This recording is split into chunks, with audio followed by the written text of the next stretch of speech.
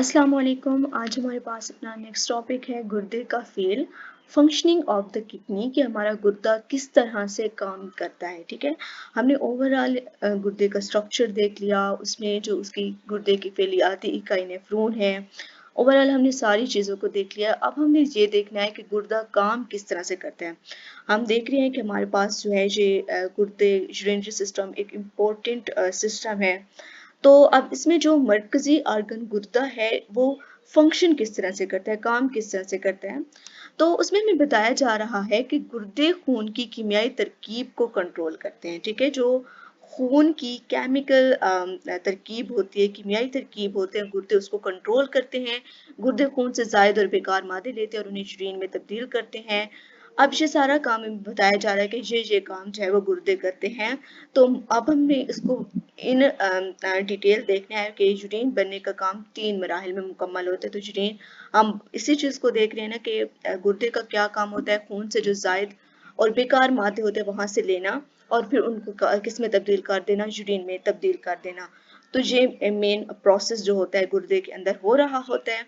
और अब हम इसको देखते हैं कि प्रेशर वो मतलब जो यूरिन बनने का काम है वो 3 मराहिल पे मुकम्मल होता है। तो सबसे पहला जो मरहला है हमारे पास प्रेशर फिल्ट्रेशन है, दूसरा हमारे पास रीअब्जॉर्प्शन है और तीसरा जो है हमारे पास ट्यूबुलर सिक्रीशन है।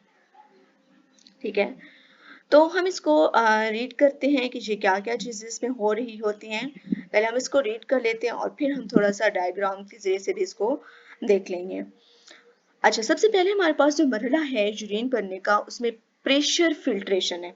मतलब प्रेशर के जरिए से जो है वो फिल्टर किया जा रहा है। हम खून से जायद मवाद और बेकार मादे जो है वो किस तरह से फिल्टर, किस तरह से साफ करेंगे, प्रेशर के जरिए से।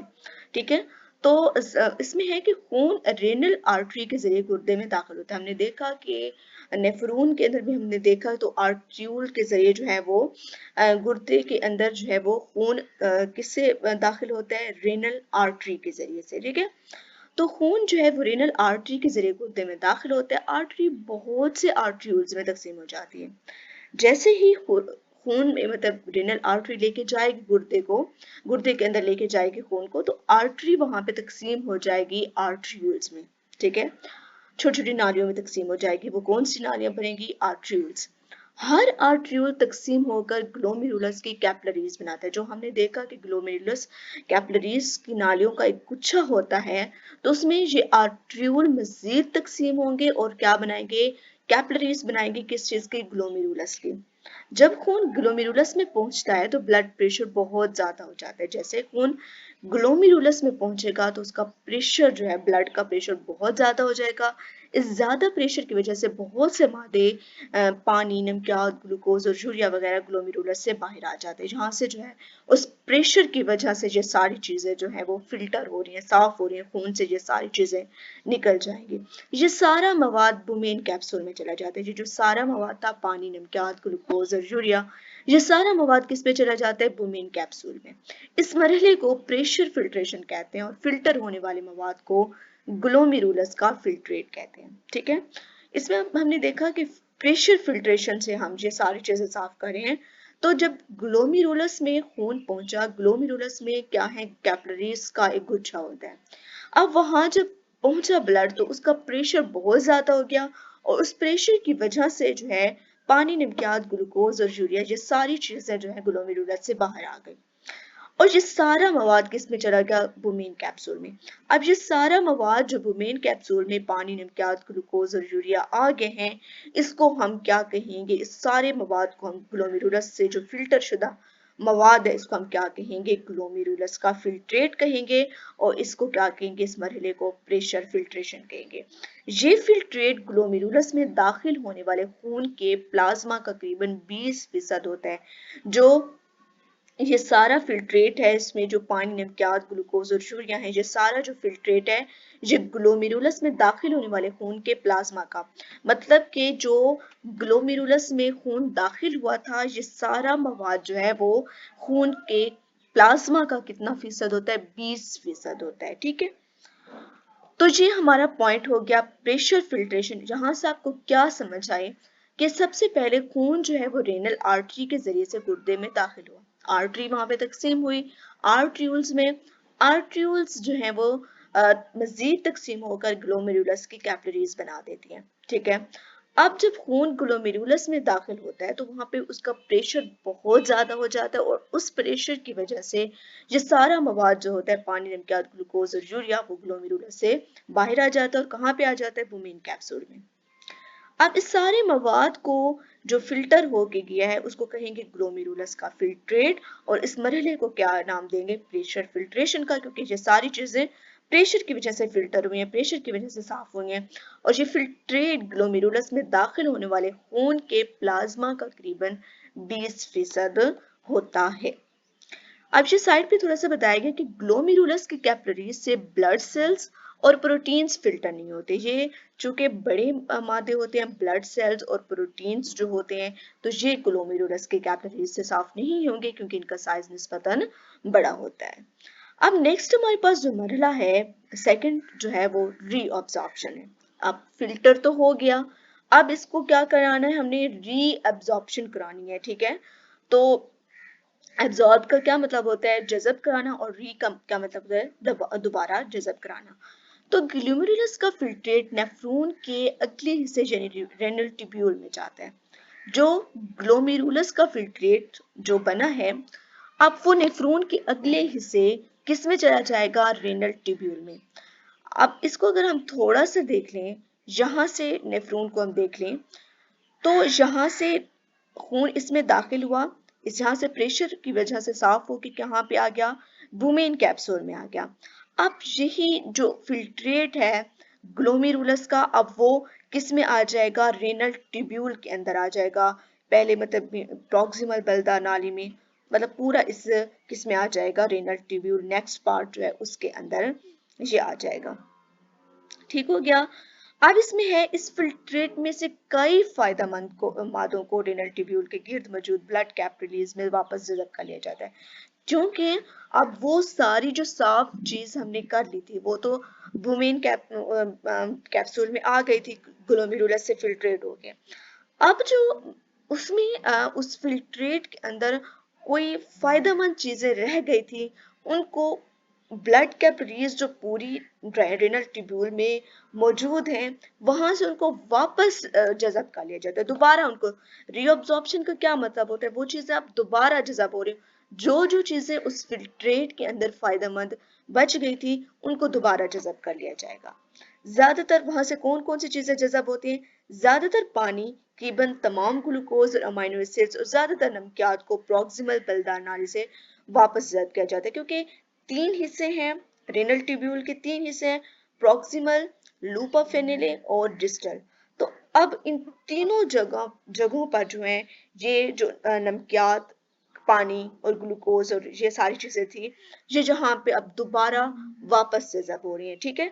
एक बार फिल्टर हो गई और उनको दोबारा जो है इन फायदेमंद चीजों को दोबारा जज़ब किया जा रहा है। तो जो ज्यादातर जो पानी होता है और करीबन ग्लूकोज जो होता है सारा, और अमाइनो एसिड जो प्रोटीन के पार्ट्स छोड़े होते हैं, सब यूनिट्स होते हैं, और ज्यादातर नमकियात जो होते हैं वो प्रॉक्सिमल बलदा नाली से वापस हो जाते हैं। कुछ पानी लूपा फेनिले के नीचे जाने वाली नाली, जिन्हें डिसेंडिंग लिम जो होती है, लूपा फेनिले जो हमने यू शक्ल की नाली देखी है, वहां पे कुछ पानी वापस जज़ब होता है, और नमकियात की बड़ी मिकदार लूपा फेनिले के असेंडिंग लिम, मतलब असेंडिंग जो होती है ऊपर की तरफ जो जा रही होती है, वापस जज़ब हो जाता है। और कुछ पानी को डिस्टल बलदार नाली और कलेक्टिंग डेप्थ से भी वापस जज़ब किया जाता है। तो ज्यादातर पानी जो है हर पार्ट में है वापस हम उसको जज़ब कर रहे हैं, और इसके बाद ये सारी चीजें जो है फायदेमंद चीजें जो होती हैं उस फिल्ट्रेट के अंदर, उनको दोबारा जज़ब कर लिया जाता है। तो ये इसको, इस मरहले को हम क्या नाम देंगे, रीअब्जॉर्प्शन का। ठीक हो गया। नेक्स्ट हमारे पास है ट्यूबुलर सिक्रीशन। सिक्रेशन का क्या मतलब होता है, खारिज करना, बाहर खारिज करना, ट्यूबुलर सिक्रीशन। अब आगे, जब ग्लोमेरुलस के फिल्ट्रेट से मुफीद मादे वापस खून में जज़ब किए जा रहे होते हैं, ठीक है, सबसे पहले खून को फिल्टर किया, और वो जो सारा फिल्ट्रेट था उससे जो चीजें मतलब मुफीद थी, फायदेमंद थी, उनको वापस भी जज़ब कर लिया गया, पानी को, ग्लूकोज को, अमाइनो एसिड्स को, इन सारी चीजों को। ठीक है। तो जब वो जज़ब किए जा रहे होते हैं तो इसी दौरान खून में रह जाने वाले कुछ बेकार मादों को ब्लड कैपिलरीज से रेनल ट्यूब्यूल में सिक्रीट किया जाता है।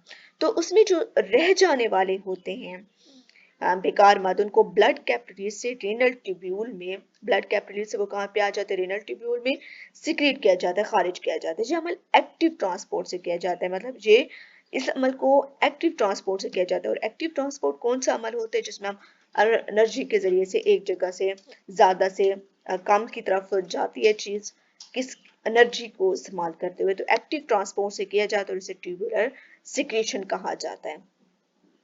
रीअब्जॉर्प्शन और ट्यूबुलर सिक्रेशन के बाद रेनल ट्यूब्यूल में मौजूद जो अब रीअब्जॉर्प्शन सारे जो मुफीद मादे थे वो उनको जज़ब कर लिया गया था, और ट्यूबुलर सिक्रेशन जब हो जाती है कि बेकार मादों को रेनल ट्यूब्यूल में सीक्रेट किया जाता है, तो वहां से ये अमल एक्टिव ट्रांसपोर्ट से किया जाता है और इसी अमल को हम क्या कहते हैं, ट्यूबुलर सिक्रेशन। ये सारा अमल जब हो जाता है तो रेनल ट्यूब्यूल में जो फिल्ट्रेट होता है उसको यूरिन कहते हैं। रेनल रीअब्जॉर्प्शन हो गई, ट्यूबुलर सिक्रेशन हो गई, उसके बाद रेनल ट्यूब्यूल में जो चीज बच रही है वो क्या है, फिल्ट्रेट, वो जो है उसको हम क्या कहेंगे, यूरिन।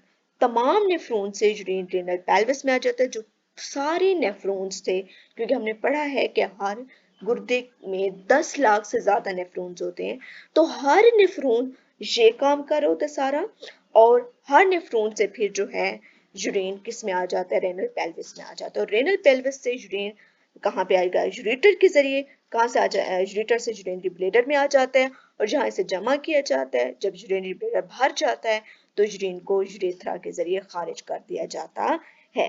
तो ये ओवरऑल हर ये सारा अमल जो होता है हर नेफ्रॉन के अंदर हो रहा होता है, और फिर हमारा इस तरह से यूरिन बन जाता है और यूरेथ्रा जो एक नाली होती है उसके जरिए से इसको खारिज कर दिया जाता है। अब हम इसको थोड़ा सा डायग्राम में सारी इस अमल को तफसील से देख लेते हैं। सबसे पहले आर्टरीज जो थी, आर्ट्रियूल जो है वो खून को कहाँ पे ले जाते हैं, ग्लोमेरुलस में। और ग्लोमेरुलस क्या होता है, एक ब्लड कैपिलरीज का जो है वो एक गुच्छा होता है, ठीक है। तो यहाँ पे जो हमें ये एफ नजर आ रहा है, नीचे आप लोगों की बुक पे भी आप लोगों को बता दिया गया कि जो एफ जहाँ जहाँ पे नजर आ रहा है वो खून से नेफ्रॉन में क्या हो रही है, फिल्ट्रेशन हो रही है। और जहाँ से हमें जहाँ जहाँ हमें आर नजर आ रहा है ग्रीन उसमें, तो वहां से नेफ्रॉन में से खून में रीअब्जॉर्प्शन हो रही है, और जहाँ पे एस ब्लू कलर हमें एस का नजर आ रहा है वो वहां से खून से नेफ्रॉन में सिक्रीशन हो रही है, ठीक है। तो हर नेफ्रॉन में ये अमल हो रहा होता है। खून आ गया गुर्दे में, अब ये यहाँ से ग्लोमेरुलस में आ गया, ग्लोमेरुलस में ब्लड कैपिलरीज में ज्यादा प्रेशर होने की वजह से वो जो मवाद फिल्टर हुआ, जहाँ से फिल्ट्रेशन हुई, और वो कहाँ पे आया था, बुमेन कैप्सूल में। अब ये जो है आर्ट्रियूल इस ये इसमें लेके गई बुमेन कैप्सूल में, और जहाँ पे इसकी क्या हो रही है, रीअब्जॉर्प्शन हो रही है, हमने जहाँ पे पढ़ा है। फिर हम रीअब्जॉर्प्शन भी हो रही है, और दोनों चीजें एक ही टाइम पे जहाँ पे हो रही होती है, रीअब्जॉर्प्शन भी की जा रही होती है, और जो बेकार मादे होते हैं उनको भी क्या किया जा रहा होता है, उनको सीक्रेट भी किया जा रहा होता है रेनल ट्यूब्यूल में, ठीक है। तो अब जहां जहां पे आ रहा है, आर हमें नजर आ रहा है, वहां वहां पे क्या हो रही है, रीअब्जॉर्प्शन हो रही है, किस चीज की, पानी की, ग्लूकोज की, अमाइनो एसिड्स की, और जो जो मुफीद चीजें उस ग्लोमेरुलस फिल्ट्रेट के अंदर थी वहां वहां पे जो है वो रीअब्जॉर्प्शन हो रही है, जहां पे हमें आर नजर आ रहा है, ठीक है। जहाँ पे भी हमें आर नजर आ रहा है तो जहाँ पे सारी चीजें जो होती हैं वो रीअब्जॉर्प्शन हो रही होती है उनकी। अब जहाँ पे हमें एस नजर आ रहा है वहां पे वो सिक्रीशन हो रही है बेकार मादों की, किसके अंदर, रेनल ट्यूब्यूल के अंदर। और जहां जहां पे हमें नजर आ रहा है आर, वहां पे रीअब्जॉर्प्शन हो रही है। तो जहां तक रीअब्जॉर्प्शन हो जाते हो फिर जो सारा वो रेनल ट्यूब्यूल के अंदर जो फिल्ट्रेट बच जाता है बेकार मादों का, वो जो होता है उसको यूरिन कहते हैं, और यूरिन को फिर यूरिटर की मदद से वो रेनल पेल्विस में आ जाता है। रेनल पेल्विस से यूरेटर की मदद से वो यूरिनरी ब्लैडर में चला जाता है, और फिर वहां से यूरेथ्रा की मदद से उसको जिस्म से बाहर खारिज कर दिया जाता है। तो ओवरऑल जी गुर्दे का फेल था। नेक्स्ट इंशाल्लाह हम देखेंगे ऑस्मो रेगुलेशन में गुर्दे का क्या किरदार होता है, तो इंशाल्लाह इसको हम नेक्स्ट वीडियो में देखेंगे। तब तक यहाँ तक रखें, अल्लाह हाफिज।